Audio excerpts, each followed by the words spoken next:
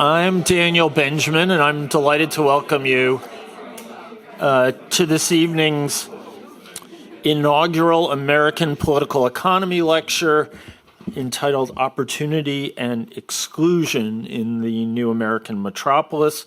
It will be delivered by Margaret Weir, who is the Wilson Professor of International and Public Affairs and Political Science at Brown University. So we are thrilled to have Margaret here as the inaugural American Political Economy Fellow. And this new fellowship is going to focus on the distinctive and troubling facets of American life that result from our the specificities of our interaction between capitalist markets and democratic governance.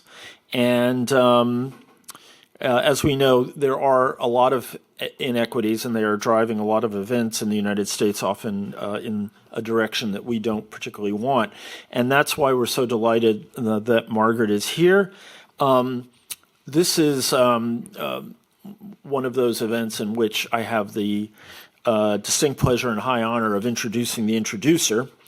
So I'm going to refrain from saying anything else about Margaret, much as I would like to, but I would like to tell you a little bit about the new fellowship and about John Mollenkopf, who is going to be doing the honors of introducing Margaret Weir. So this fellowship has been created thanks to the generosity of the William and Flora Hewlett Foundation, and we're enormously grateful to them for their support here. Everyone, I believe, knows that William Hewlett was one of the founders of Hewlett-Packard, later HP, and that he and his wife created a really fantastic foundation that has dedicated itself to dealing with some of the enormous challenges that face the United States. And they have addressed such issues as race, education, the environment, and now in the face of obvious challenges to our democracy, they have dedicated significant resources to the work going on in American political economy. They are part of a consortium of institutions that are looking closely at the particularities of American life as a first step toward remedying and strengthening our society and its democracy. And the American Academy is really proud to be part of that effort. John, I think I gave away part of the introduction to you, but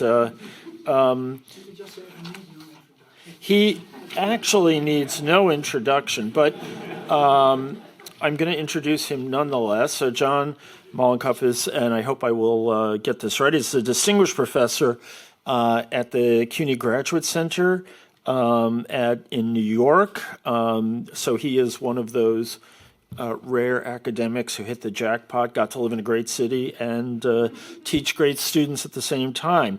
He teaches urban politics, public policy, political science, and sociology. He is in Berlin as a coordinator for an exchange program between CUNY and Humboldt. Is that correct? My information is right. I'm delighted about that. And he uses in his work New York City in comparison to other large cities in the U.S. and in Europe in trying to understand issues of urban political mobilization, the integration of immigrants and the consequences of urban policy decisions on a variety of groups, especially immigrant groups. And before joining the Graduate Center in 1981, he directed the Economic Development Division of the New York City Department of City Planning. We're always thrilled to find people who've been practitioners as well as scholars. And he taught urban studies and public management at Stanford University. One can ask questions about his judgment going from one climate to another, but we won't do that now. Anyway, he is the author and editor, I have learned, of far too many books to name. Is it true? More than 18? I'm reminded of John Updike's remark that being prolific was a 19th century virtue and a 20th century vice. But we won't hold it against you, John. I'm really thrilled you're here. And your most recent book is Unsettled Americans, Metropolitan Context and Civic Leadership for American Integration, published by Cornell University Press. The podium is yours. Thank you very much for being here, and thank you too, Margaret.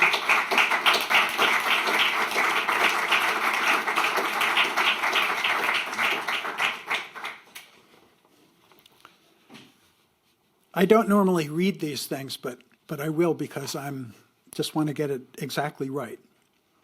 So it's a great pleasure to be here again at the American Academy and to have the honor of introducing Margaret Weir this evening. Like many places, the Hans Arnold Center has lived many lives since its initial construction in 1886. One of them was to serve as the U.S. Officers Club in the 1950s, and my small cousins played in the lawn outside towards the lake, as if you looked out the window, when my uncle was serving in the U.S. Army as a doctor during the period of occupation and the airlift. Today, this is a wonderful gathering place for renewing the bonds between Germany and the U.S. and lifting up our best thinking and creativity from the two nations. Margaret Weir, our speaker tonight, bids well to be our most influential political scientist studying how the political organization of U.S. metropolitan areas frames and reinforces patterns of socioeconomic inequality, creating both distinctively advantaged places and others at profound disadvantage. And she will describe some of the latter with us in her talk tonight.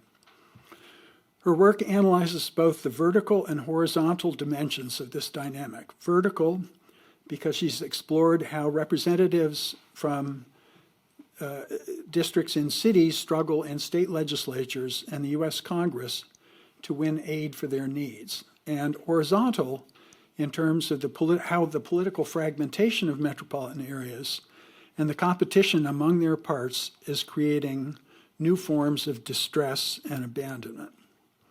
This work has earned Margaret appointments at the most prestigious scholarly institutions, not just in the U.S., but including Harvard, the Brookings Institution, Oxford University, the Russell Sage Foundation, the Institute for Advanced Study at Princeton, UC Berkeley, and now Brown University, where she holds the Wilson Professorship. She's also been a premier organizer of important scholarly initiatives.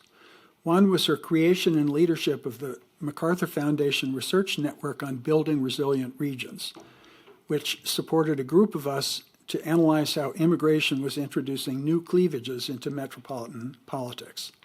She's had a profound influence on my own thinking and research since our path first crossed early in our careers as political activists in the Bay Area in San Francisco. So thank you, Margaret, for all you've done for clarifying the dimensions of our metropolitan challenges and invigorating our thinking about how to address them.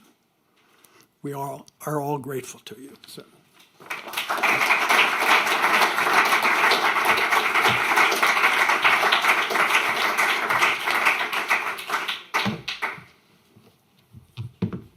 Well, thank you so much for coming. I want to thank John for that introduction. John is a superstar as an urban scholar, and I was thrilled when he agreed to participate in tonight's program. And I won't spend the whole time thanking people, but I also want to say that I want to thank the Academy. It's a truly wonderful place to work, has a staff that really goes above and beyond to make sure that we are cared for. And I want to thank my fellow fellows. What an amazing group of people who I have already learned so much from and who I look forward to learning more from. So my presentation tonight draws on research that I've been doing about changing patterns of spatial inequality in metropolitan America. In the past, we have an image of local spatial inequalities as a division between city and suburb. At its most stark, it was the image of the poor black city and rich or middle-class white suburbs. That never captured the complexity of metropolitan America, even in the 1950s and 60s. But there was some truth to it. This is the Robert Taylor homes, the infamous public housing projects in Chicago, segregated public housing projects. And Levittown, USA, one of the first suburbs, was, of course, protected by racially restricted covenants where African Americans and other groups could not buy houses in that place, as were many of the new suburbs of the 1950s. Over the past 30 years, there have been substantial changes in U.S. metros, and one of the big ones is that cities have a smaller share of regional poverty. So if we look at the entire metro area, more poor people live outside the historic central city than inside the historic central city. And this slide gives you a little picture of 3 of the places that I am studying. And basically what it is the vertical axis is the share of poor people, and the horizontal axis are the 3 places, Atlanta, Chicago, and Houston. This is the whole metro areas. Basically what it shows, actually I can use my little, if you see my little thing here, take this middle one as Chicago. In 1990, really just about 2/3 of people below the poverty line lived in the city of Chicago. By the most recent 2020 data, it's only 44%. 56% of low-income people live in suburban areas. And take a look at Atlanta. And in Atlanta, it's a small city, so it's only a smaller part of the whole metro area. In 1990, around 33%, so about 1/3 of low-income people lived in the city. And by now, it's really 13%. So if we want to understand poverty, we can't just look at cities. We have to also try to pay attention to what's going on in suburbs. How are we creating new kinds of divisions in suburban areas? So my talk tonight draws on a book that I'm completing. It's called The New Metropolis, The Political Architecture of Inequality in 21st Century America. And I compare Chicago, Atlanta, and Houston. And part of my interest is to take what we know about the Northeast and Midwest, which is a lot, and compare it to Sunbelt places that we know less about, where patterns of development operate differently. And these are also the dynamic and growing parts of the United States. In the talk, I want to show how we produced new forms of spatial inequality in the suburbs, and creating places that are divided by income and by race and ethnicity. When I'm done, John and I, and I'll be done in 27 minutes, John and I will have a short discussion about what forces push in the opposite direction. So I'm going to be talking about the inequality, and then we're going to bat back and forth some ideas about what works in the direction against these inequalities. And then we'll open it up for discussion. So my talk will focus on 2 mechanisms that create spatial inequality. The first one is unrestrained suburban development. The second is the use of political boundaries. And I want to talk about how they interact with racial and ethnic change. So how does unrestrained suburban development and the way political boundaries are used, how does that interact with racial and ethnic change to create these new patterns of spatial inequality? And the forces in the book that I'm paying attention to that benefit from these 2 mechanisms are the real estate industry and homeowners. And these groups have blocked efforts to use public powers to guide regional development and use political boundaries to correspond to any larger public goals. The U.S. is unusual in this regard. The U.S. has very little authoritative metropolitan planning. Only one metro, Portland, Oregon, has urban growth boundaries. The norm is to have very few restraints on extensive growth. New housing and housing developments are approved by county governments, which typically enjoy close relationships with developers, creating the pattern of suburban sprawl for which the U.S. is known. Similarly, with political boundaries, in the 50s and 60s, many European countries, including Germany, forced consolidation of local governments so that they would be more fiscally stable and able to provide local public services. In the U.S., state governments have that kind of authority, but they don't use it. They instead defer to local governments and have never forced this kind of consolidation. So metros, especially in the Northeast and Midwest, have lots and lots of municipalities.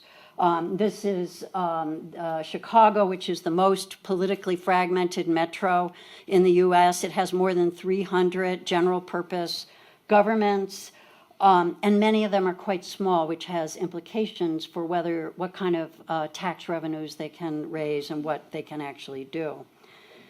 And finally, the U.S. has no policies of fiscal equalization. The Twin Cities in Minnesota is the only place that has a form of tax-based sharing, which was put into place in the late 60s, but it's the only one. Federal support, and at the same time, federal support for cities has declined. This is just a flavor. This is the Community Development Block Grant, which it's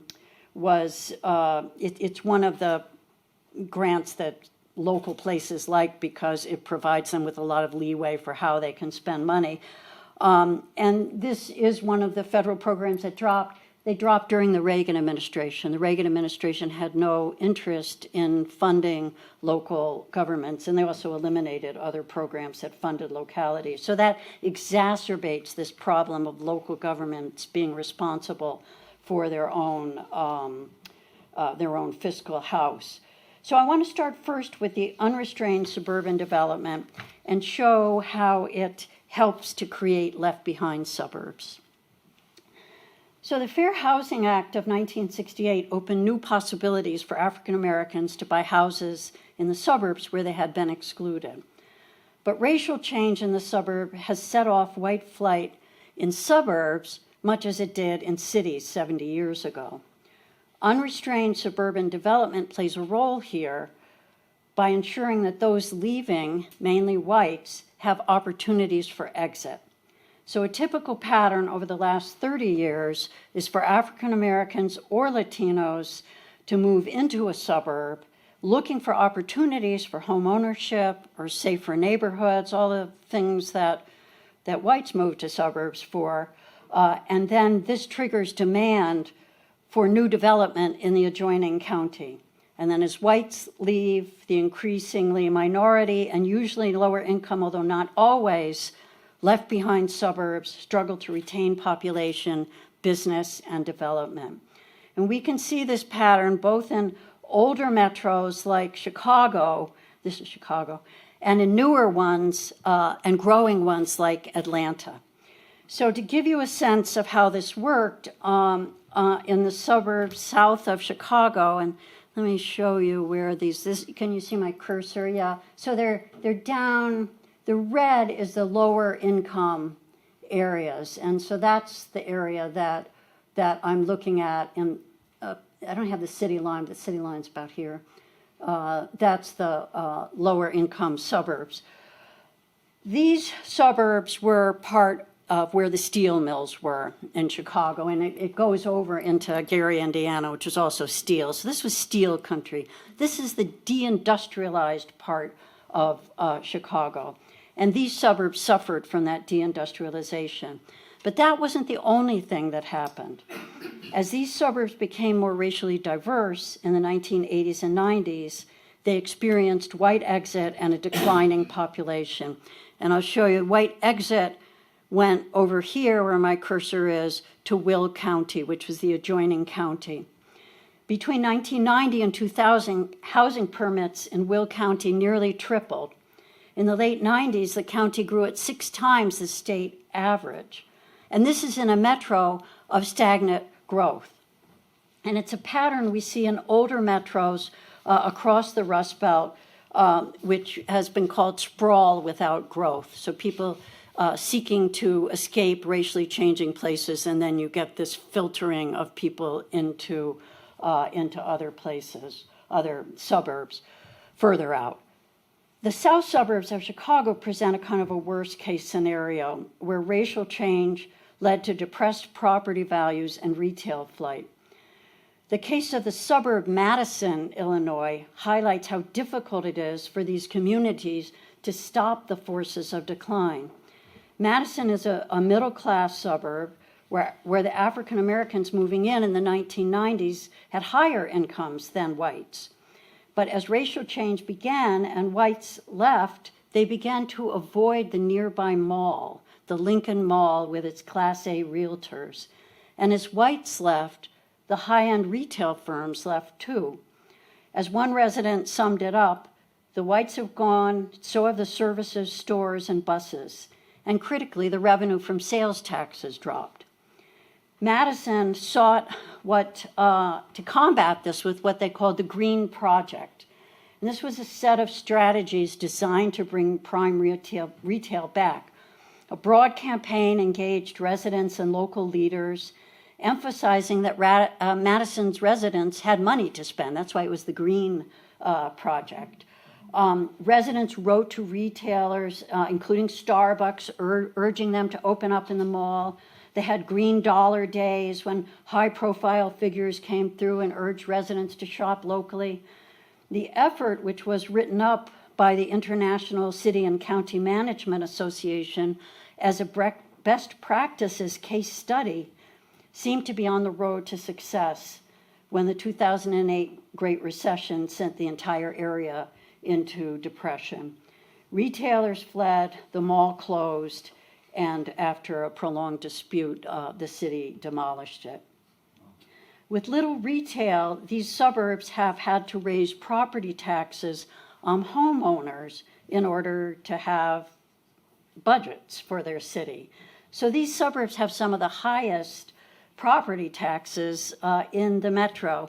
And this is a man, there was a story about this man who bought a house in Park Forest, which is, you can see the house is a classic post-war suburb. There's actually a famous book written about it called The Organization Man, took place in Park Forest. He got his first property tax bill and was shocked to discover that it was 15% of what he had paid for the house a year earlier. So within about 7 years, he would have paid the value of the house in his taxes. So these suburbs have seen a worst-case scenario. Taxes rise, foreclosures increase, and many of these communities entered a kind of a downward spiral. Smaller populations, more needy populations, less commercial property, less tax revenue, greater burden on homeowners, fewer public services. And all these things are exacerbated by the limited presence of nonprofit organizations that serve low-income people, because these organizations historically have been located in cities, not in suburbs. They've been followed by hospital closures and very limited public transit. So this is a cycle of decline that's very hard to break. These dynamics happen not only in the Rust Belt, but also in the booming Sun Belt. And this is part of the Atlanta region. The one I want to talk about is this when I've got the cursor on Clayton County, Georgia. This is a suburban county just below Atlanta. It's the area that served as the inspiration for the plantation Terra in Gone with the Wind. And if you go there, you can go to a museum about the making of Gone with the Wind. But Clayton County experienced a racial transition in the 80s and 90s. It is now 75% Black, and it has struggled to attract development. It is slow growing, and in the last few years has actually lost population, and this in a region that is booming and gaining lots and lots of people. So new growth instead is happening further out in new kinds of developments, some in developer-themed, master-planned communities like Trilith on the right, which is located in a county that is yet further out. It was developed by the founder of the fast food restaurant Chick-fil-A It boasts homes from the 600,000s to the 4 million. The median home price in Atlanta region is 400,000. And here's how it's described. Previously known as Pine Forest, Trilith is a 235-acre European-inspired town exquisitely designed for 5,000 residents to live in 1,400 homes that were imagined to accommodate the price sensitivities of creatives in all stages of their career. So that was from their website. Most Sunbelt development is occurring in these kinds of master planned communities. And while they're not all as high-end as Trilith is, and they often do come with apartments, not just single-family homes, their price levels are geared to the top 40% of the income range, certainly putting them out of range of low-income people and even lower-income people.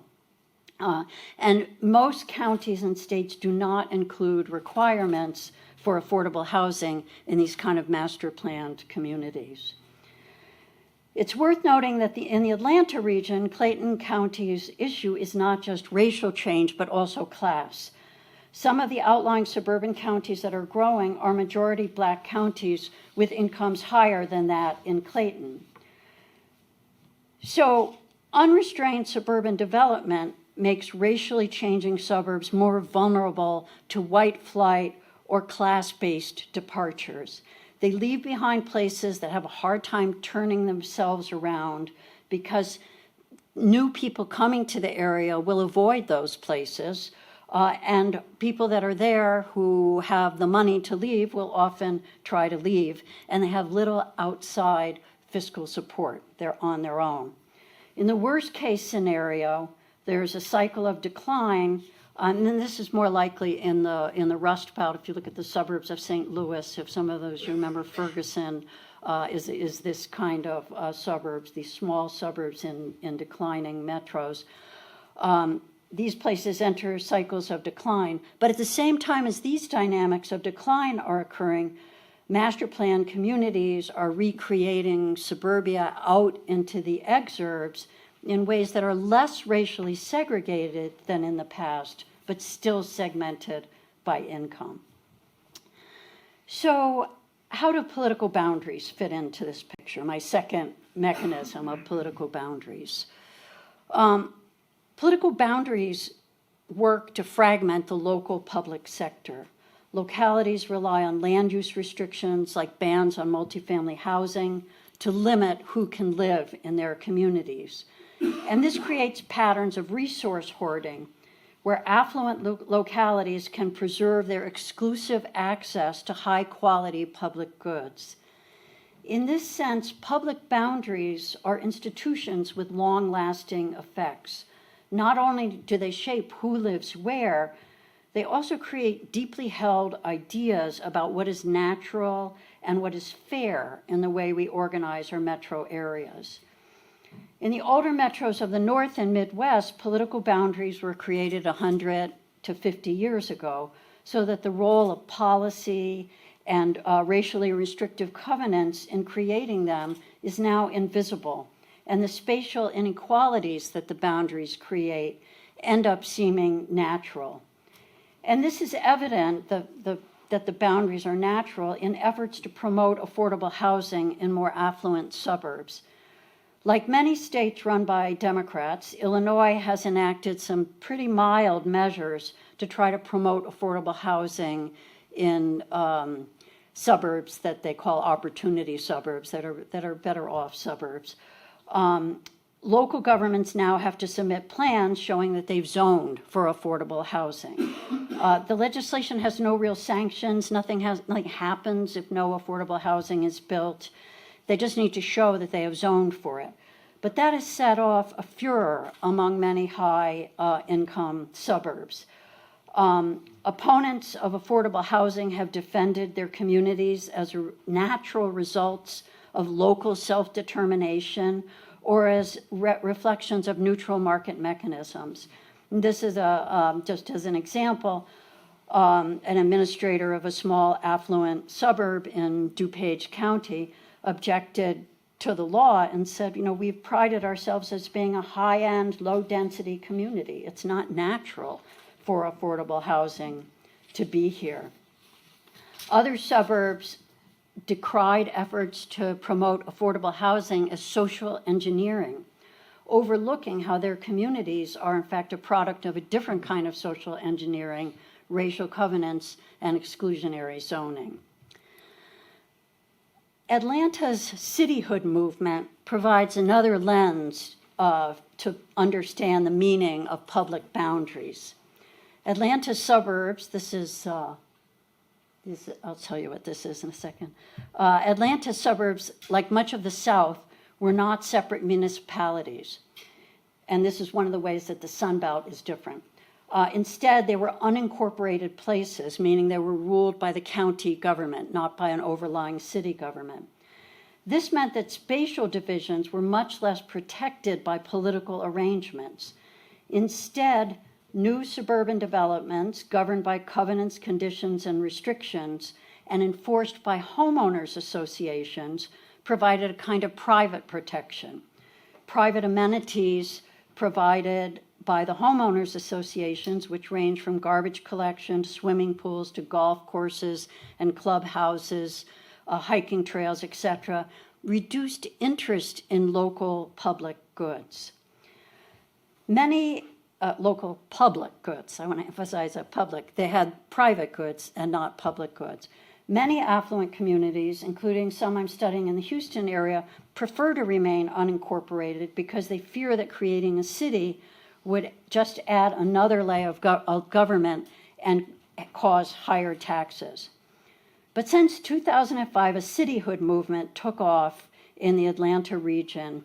It started in the affluent white suburbs. They're the orangey ones that are up here. That's where the cityhood movement started. Since then, Atlanta has created 11 new cities. There's going to be another one on the ballot in March. And the two major complaints drove the initial cityhood movement.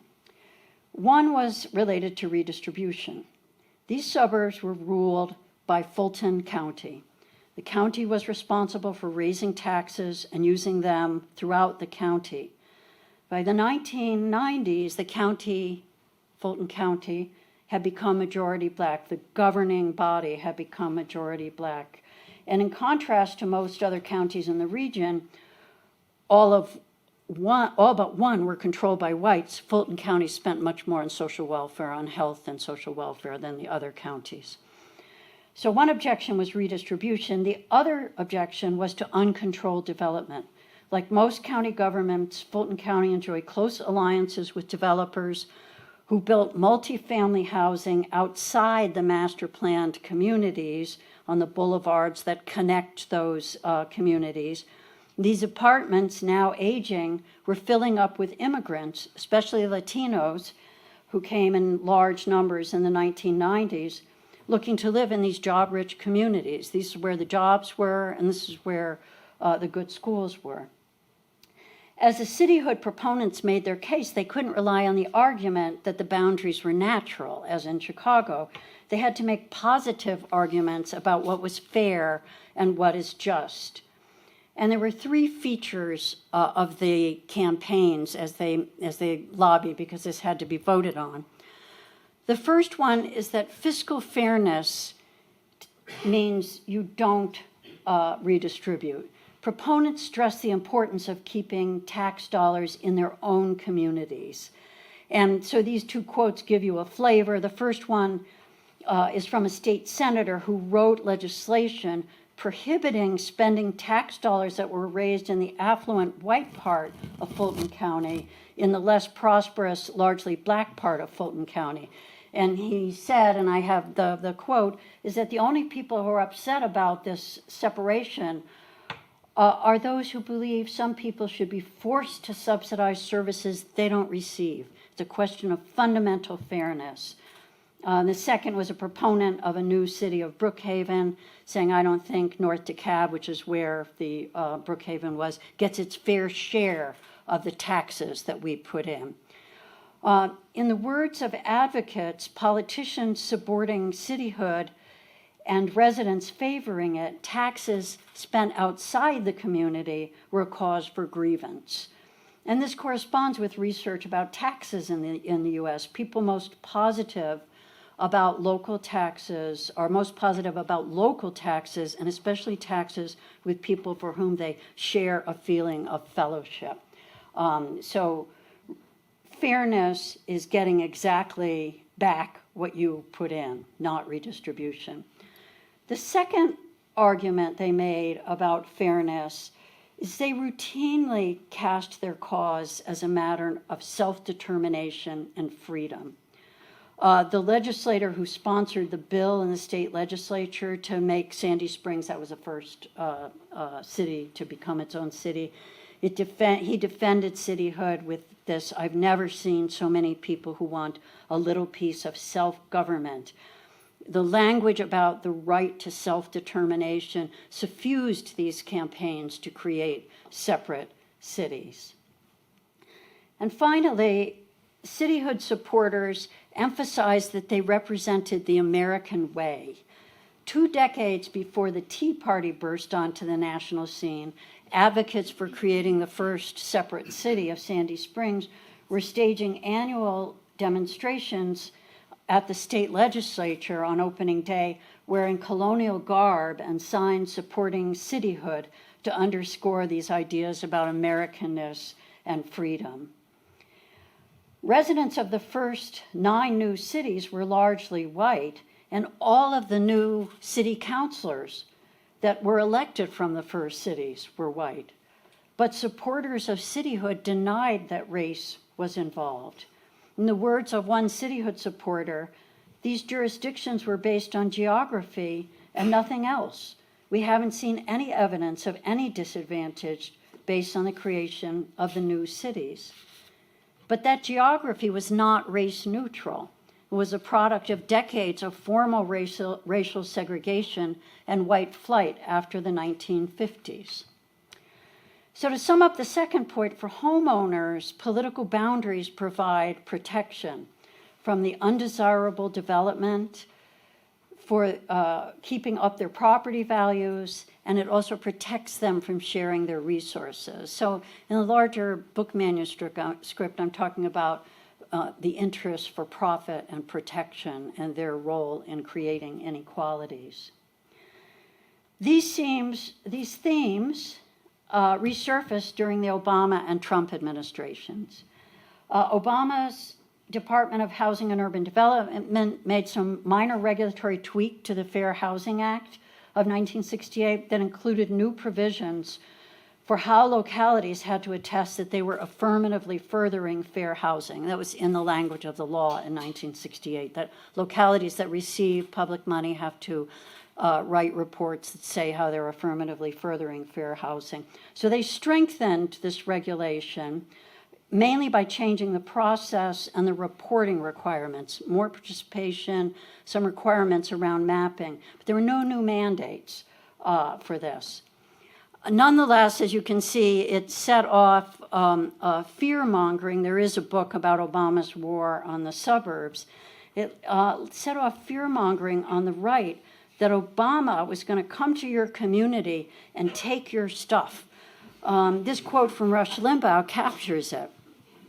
So what they're going to do is build projects, is the name for this low-income housing. Think Pruitt-Igoe. Pruitt-Igoe is a famously dysfunctional housing project in St. Louis that was demolished. Think Bed-Stuy. Bed-Stuy is probably gentrifying now, right? This is 10 years old.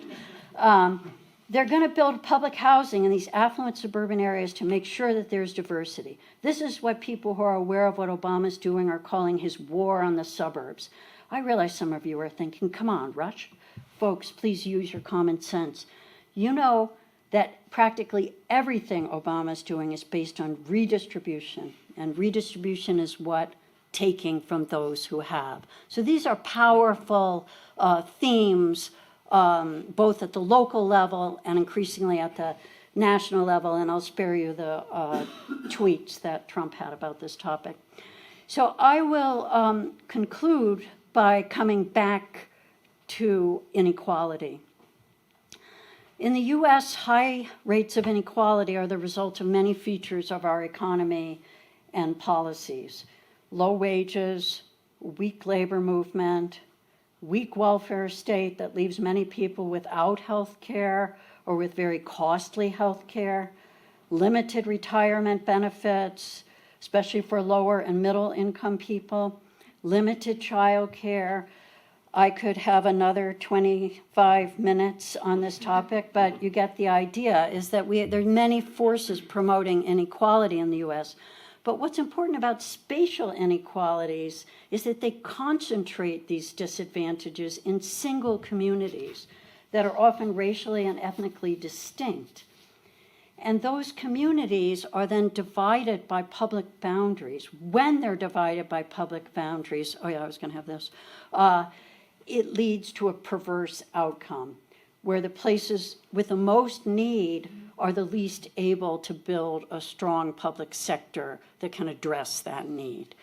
So I hope I kept to my time limit, and so John and I are now going to proceed to the stage and have a conversation that talks about what are the forces that lean against these kind of inequalities.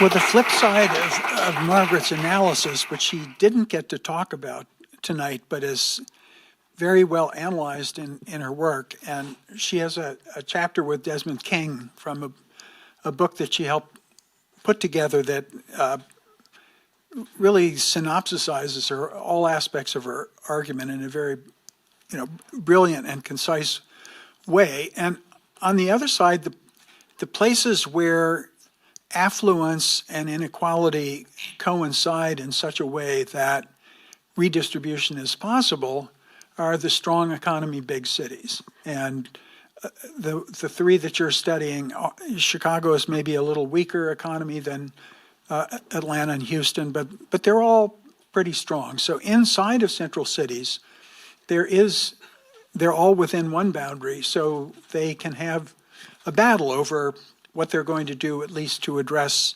inequality within them. So I wonder what your study is showing about that in the central cities, but also to what extent do the progressive forces in the central city, are they able to reach out across city boundaries to build some alliances, let's say, with suburbs, or to promote political coalitions that will address some of these issues and lend some support to the weaker suburbs from the stronger urban forces, like labor unions, for example. Like what? Labor unions? Yeah, labor unions, yeah. So, one of the things that does push in the other direction and that people have been extremely interested in are all of these cities that are using their power to do things that the federal government isn't doing, to enact minimum wage laws, to create scheduling ordinances. One of the problems with low-wage work in the U.S. is that people have no control over their schedules. So a number of cities have put scheduling ordinances in place. Child care. New York is kind of a leader in this. But Chicago also has done, even though it isn't the strongest economically, it has done some of these regulatory measures. The ones that don't require spending are things that places like Chicago can do, because they regulate capital or regulate businesses in ways that are favorable to workers. So when richer and less rich people are in the same political boundaries, that's a great thing. There's an article that I like. I always like the title of it, Two Cheers for Inequality. And the argument was, it's good, the two cheers is inequality is good if people are in the same political context where they can contend over what taxes should be and over what government should do. In Atlanta and Houston are tough, though, because you have to bring the state government into it. And state government in Atlanta 20 years ago preempted localities from raising the minimum wage. And the minimum wage in Georgia is like lower than the federal minimum wage. It's like $5.20 an hour. So this is a problem of the blue cities and the red states that is increasingly a problem. And we never really thought about these issues so much as being partisan, but they're increasingly partisan now. And in places like Houston, they've passed at the state level something that opponents call the Death Star legislation that basically takes away all local powers and challenges local governments that if they do something that's beyond what the state would do, they can be sued and they have to pay all the funds. So it's in the courts right now, and we'll have to see what happens. But Michigan had passed one; they're trying to undo it now, and Florida just passed one last year, one of these so-called Death Star bills. So there's this partisan fight that's being played out in different parts of government about what government should be and what it should do, and so what we've seen more recently is that at the state level, red states have tried to limit what local governments can do. I had a great quote from Greg Abbott, the governor of Texas, who said that the cities were ruining the Texas brand. But I do want to say something positive, which is, labor has made some really interesting mobilizing in Houston. And Houston is it's a right-to-work state, but they've established worker centers. They're very active in mobilizing immigrants there. And they mobilized to elect a very progressive so-called county judge, and that's the county level governance. And she has extremely limited powers, unfortunately, but that is an example where there are efforts to try to use that connection of labor plus immigrants to push the public sector to do as much as it possibly can. It's just quite constrained in some of the red state Sunbelt cities. Some blue cities are in blue states. The Chicago example is quite interesting. We go through a process every 10 years, although it seems to be having an annual version of redrawing our legislative districts, both for state legislative seats and for U.S. congressional seats. And in looking across the cities, I noticed that Chicago has very cleverly created House districts that have enough central city voters in them to make sure they're Democratic, but that reach out into the suburbs. And so the Illinois House delegation is perhaps more Democratic than it would be in other circumstances, whereas in some of the red states, all of the liberal Democratic-leaning urban voters are concentrated in just one district, leaving the suburban ones to be engineered to be more conservative. And so I wonder if, in the Chicago case, do you see more state support for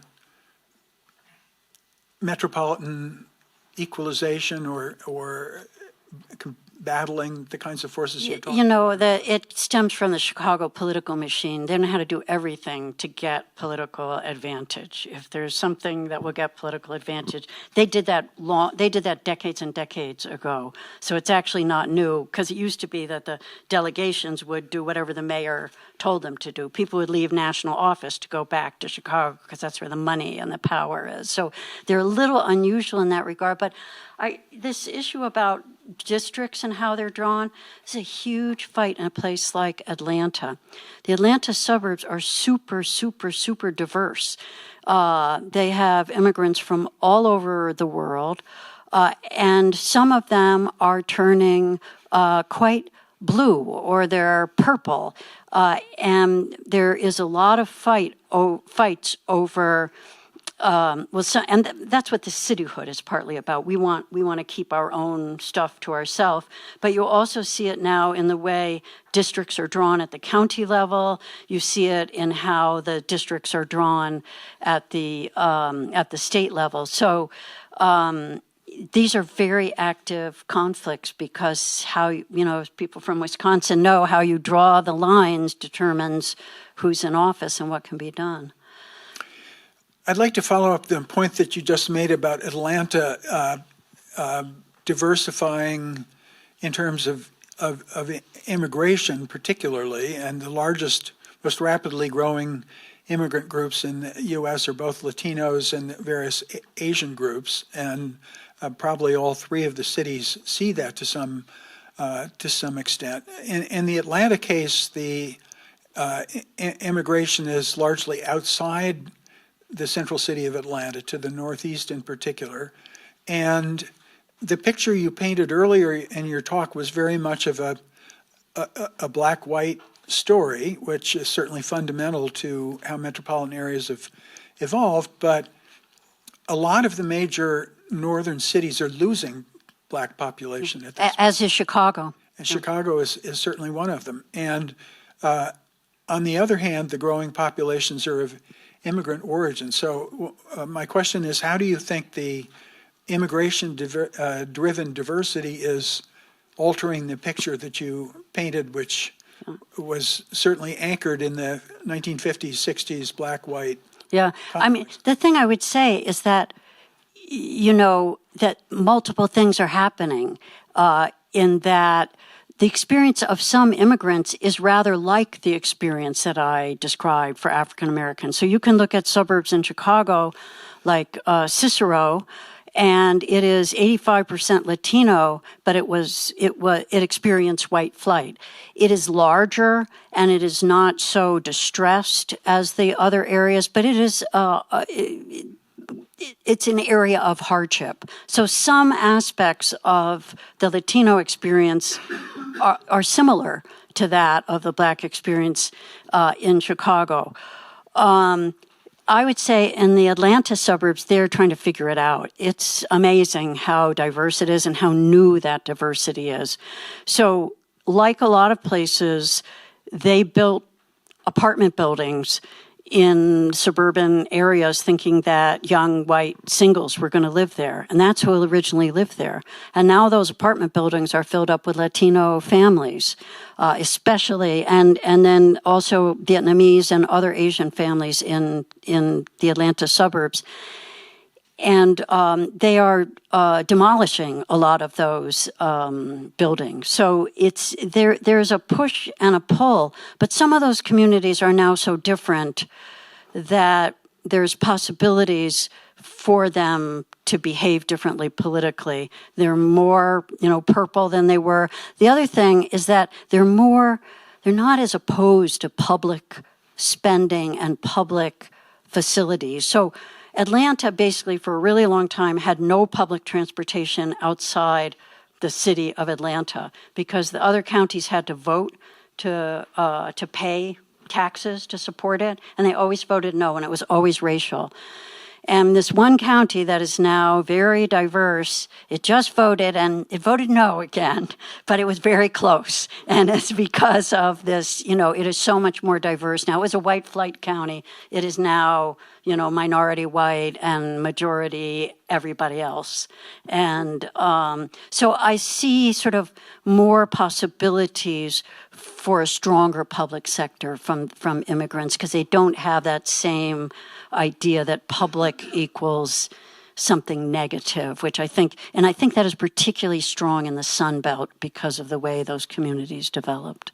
So I think we're supposed to stop and open it up. I was just about to do that. We could continue, but we will stop. We enjoy, as you can tell, we enjoy talking with each other. And we could get really down into the weeds about particular places. But we won't monopolize that. So I'm going to field questions if you want to raise your hand or indicate to me that you want to ask a question, and if you would say your name, and gentleman in back, let's begin. This is Malka. I'm here at the Academy. Thanks, Margaret, for walking us through inequality, which is obviously one of the important things we need to be thinking about. I was thinking about two things that I wonder if you could speak to. One was when you described the Green Project in that mall, silly me thought it was going to be about the environment, not the dollar bill.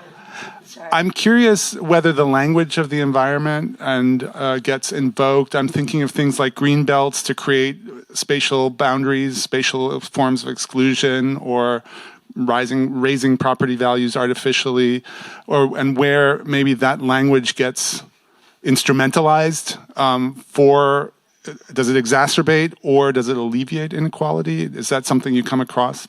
And the other thing that I thought was fascinating was to what degree your policy and politics analysis is one of language, especially around the language of fairness, construed as a completely transactional relationship that has nothing to do with ethics. And I wonder what keeps us from re-injecting solidarity into that language. I mean, to the degree that it is a fight that needs to be fought on the level of language, rhetoric, and discourse as much as voting, policy, and districting. I'll say something about the latter one. It's really, I think Obama did the best you could do with the rhetoric of trying to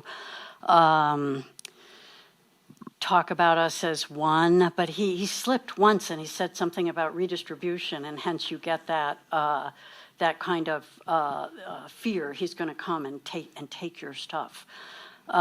So race has always made solidarity extremely difficult in the United States. The one organization that was good at building solidarity across racial lines is labor unions. And one of the, great turning points in American political life is when unions couldn't organize the South. And that then created this whole area of right-to-work states and made it very hard to build labor strength in those areas. They're trying, and they're going back again. And I've been very impressed with the way in Houston, through worker centers and other groups, that they have tried to build some of those ideas of solidarity in a place that historically didn't. It was very anti-labor. So I think, this has been the elusive thing for the Democratic Party. It's easy to talk about our divisions, and I think, the Republican Party, especially under Trump, has made that. It was not like that under Bush, but under Trump, that's their calling card, is how do you divide people. Democrats have struggled to find the right language. Joe Biden tries to do it through a kind of an old New Deal economic approach. Everybody needs a fair shot or something. And I don't think he's had a lot of success in doing that. So I do think labor unions are an example of an organization that did have success, and solidarity is what they're about. And they're on this whole track of organizing immigrants. The green, I don't have a lot to say about the green stuff. The green stuff, it does become a marketing. Like if you look at these new master plan communities that are high end, they all have this green stuff. They have this amazing trails, and I thought it's pretty nice. I wouldn't mind living so close to a nice trail like that. So it has been totally co-opted in that sense, but it is also critically important for low-income neighborhoods. One of the big problems in Houston it actually affects almost all neighborhoods, but it particularly affects low-income neighborhoods, is when there's development without any thought upstream, and all this concrete and tarmac takes the place, and then the runoff goes down into these lower-income neighborhoods where they have no public infrastructure. They don't have sewers. They have ditches, and no one cleans the ditches. So it's important at a really, really kind of basic level in those neighborhoods. But it's almost like green space is it's almost been co-opted by the more high-end approaches. I don't know. Maybe you have other thoughts about that, John. Yes, and back. Wait for the microphone. Let us know your name. Yes, thank you for your talk. I'd be interested to know whether your research has at all touched upon the changes in the education system that followed these reshaping of districts. Yeah, yeah. The thing about education systems is that it varies by state how they're organized. So in places like Chicago, they are the school districts are separate from the municipalities, but they're mostly, they might encompass a few municipalities because some of them are so small. So they do not get much economic mixing in them. They have different kinds of tax dollars, and Illinois is particularly bad because local school districts have to pay 75% of the bill. In other states, it's only 50%. In other states, it's even less. So they burden their school districts with extra responsibilities, and they are segmented by income. In the Sun Belt, it works a little differently, especially in the Atlanta region. They have big county school districts. So theoretically, everyone is in the same school district. I mean, they are in the same school district, and they have the same amount of funds. And there are big fights over where do you draw the boundaries of the school, of the districts. So the school district has sub-districts, and the big fights are where are the boundaries going to be drawn in the sub-districts to have more homogeneous school populations. So there's lots and lots of active conflicts about that. Houston is still a different model, which is that it's an enormous city with lots of different school districts in it, and people will buy houses based on the school district. So they'll go to the place that has the best school district that they can afford. And it's interesting in the Atlanta region. There actually were some proposals to start creating separate school districts by city, which would be something that was new in the suburban areas. And I just remember in reading about that, there was one person who said there were these apartment buildings, they were full of Latino families, and the argument was they just want to come here and use our schools. So it's a sense that of this very narrow sense of the public, and it's not really a public view of the public, it's a private view. So a lot of this kind of this localism and boundaries and lack of outside fiscal support that you can say about cities, it's also true for school districts.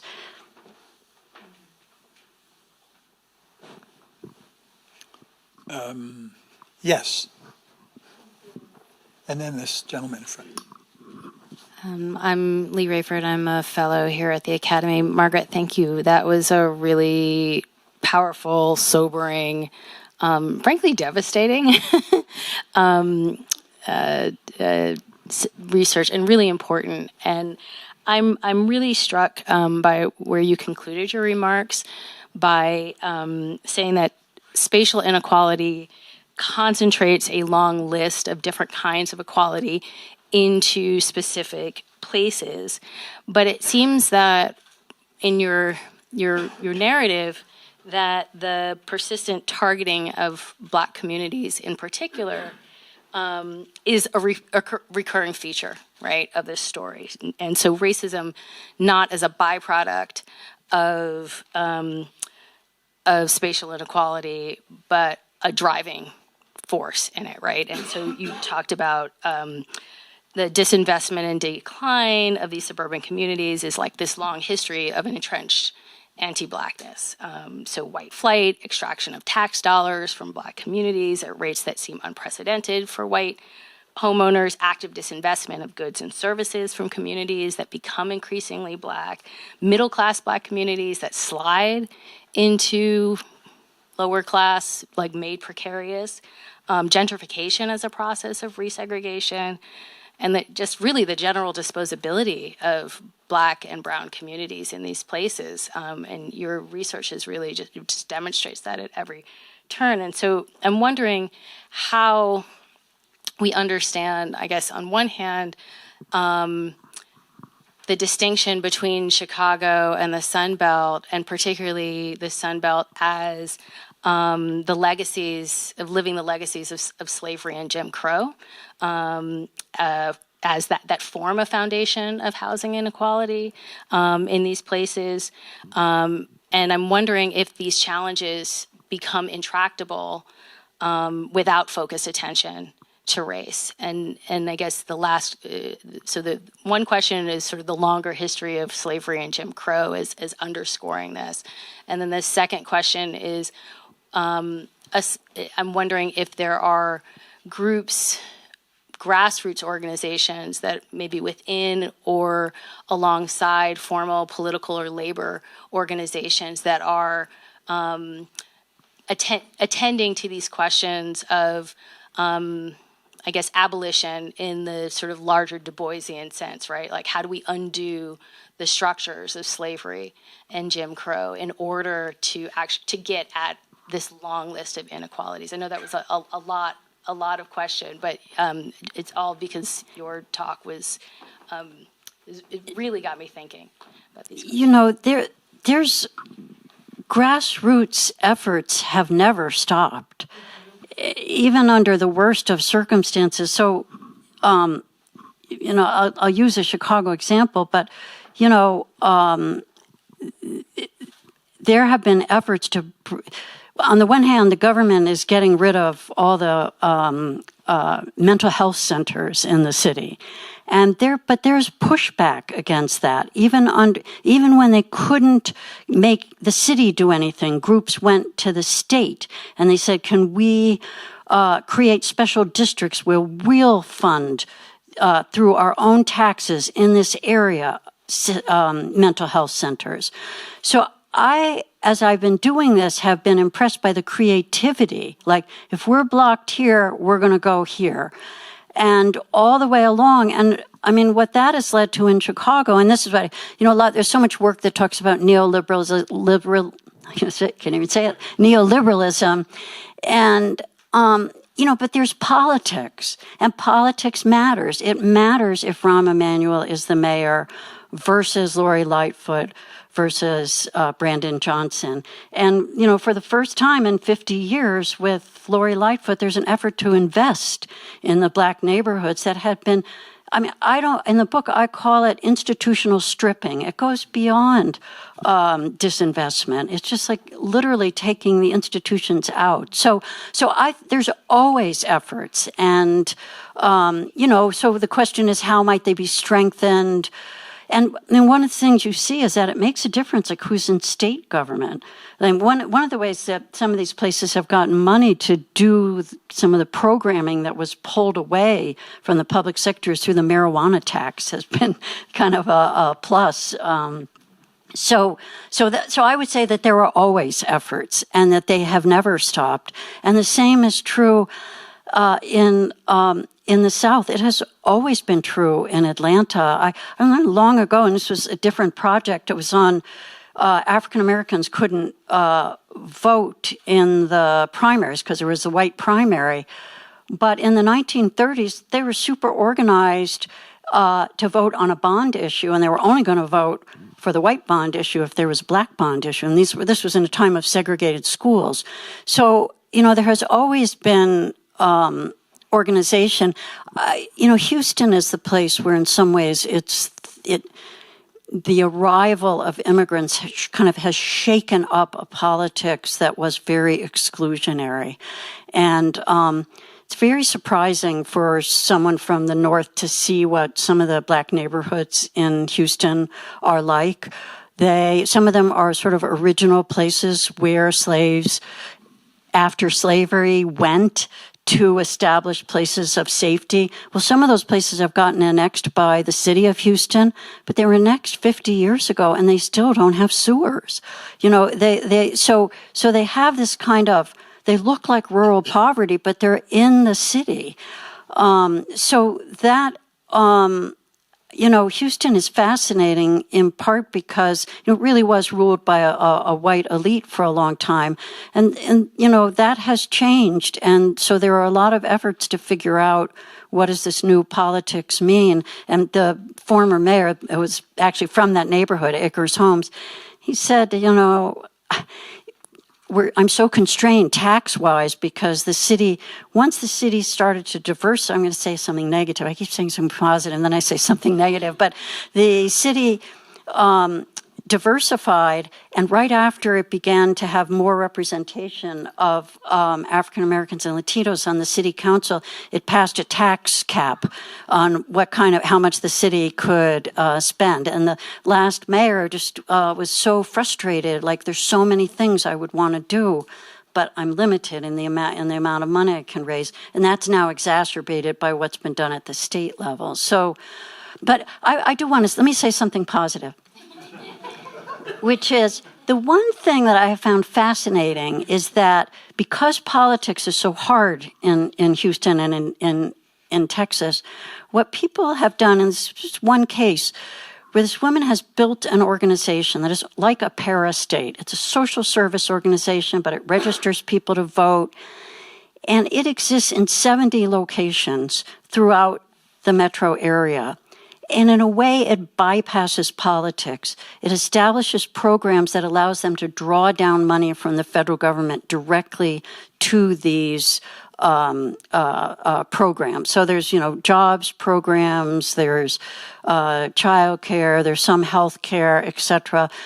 So, this is what I mean by the creativity, that okay, we're blocked by politics, we're limited by it, what else can we do? And so that's, I have a whole chapter that's like, don't stop. And here's what people have done.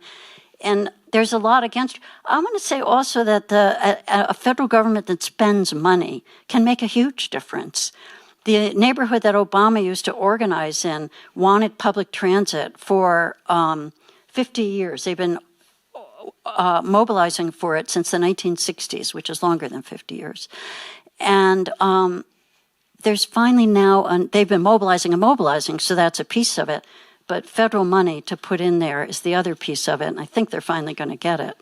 So it's a matter of mobilization and money, and the mobilization is always going on. Yeah.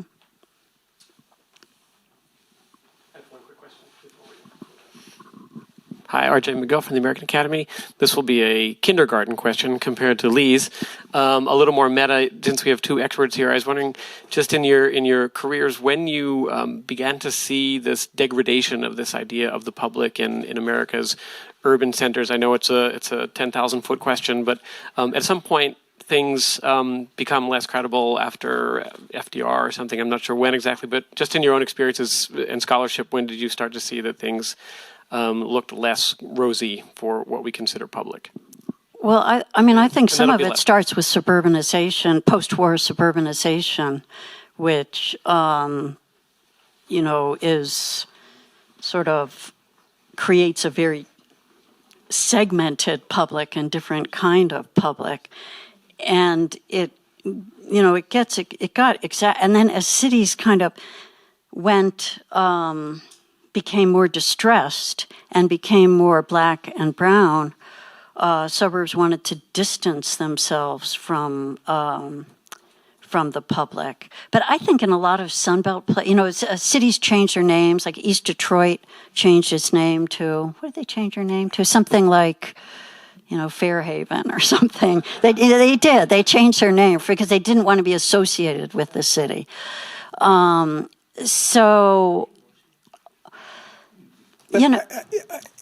go back to Lee's point, New York City, about 9% of the people of New York City live in public housing. It's the biggest complex of public housing anywhere in the United States. And it was begun to be built in the 1930s. Most of it was built in the 1950s. And I have friends my age who grew up in public housing. Public housing was white when it was initially constructed in New York, and people thought it was great. And racial change Right. changed their mind about it. And so now the projects are not the place you want to live.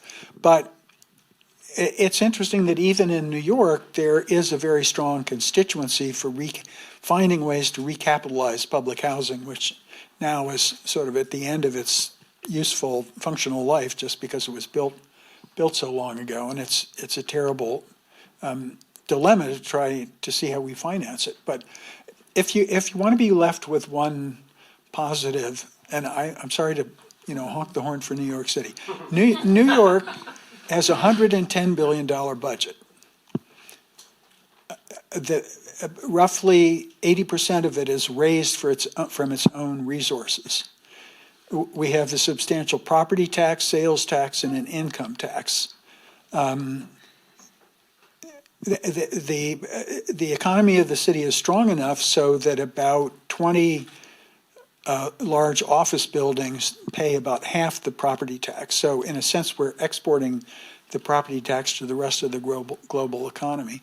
And, we're spending about $3 billion a year on our homeless shelter system now. We've created universal pre-K for those that need it in the city. And there are many other things that the city spends money on that you could, I think, quite legitimately call redistributive, or at least, raising the floor, or attempting to. It's still a highly unequal city. There's a lot of distress in terms of people's ability to pay their rents, access to the best jobs and the most upwardly mobile jobs is not evenly distributed. There's still a lot of problems in the city, but there's a combination of forces across racial boundaries and across all kinds of other boundaries in terms of lifestyle and your cultural background and so forth and so on that provides a basis for a progressive coalition in the city. And even though the city's population is only about 26% black, we have a black mayor, we have a black.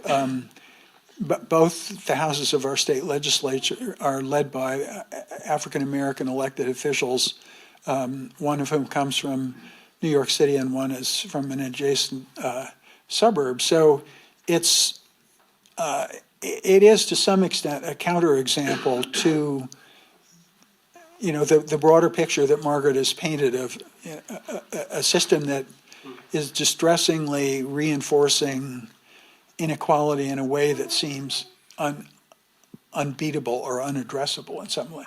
And I think that there are enough strong urban centers of progressive politics around the country that you can, if you do a regression equation of the share of the Democratic vote across the counties of the United States, density and percent white explain about 75% of the variance in the vote. So the cities are really the basis for the Democratic vote nationally. And, what's going to happen in the suburbs, that the increasingly diverse suburbs that Margaret's been talking about, is going to shape the balance between the sort of more suburban, exurban kind of losers of globalization that are the basis of the Trump vote, and the more successful and diverse central cities, I think. And in between are these suburbs.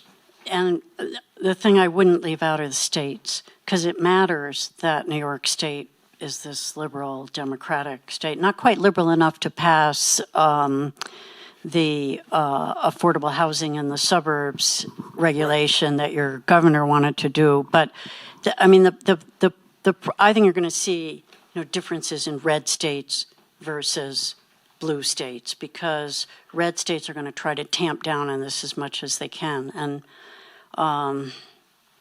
then then it goes to creativity. What can you do with limited powers of taxation? There's a few others, but we're supposed to stop at some point, right? Oh, let's no.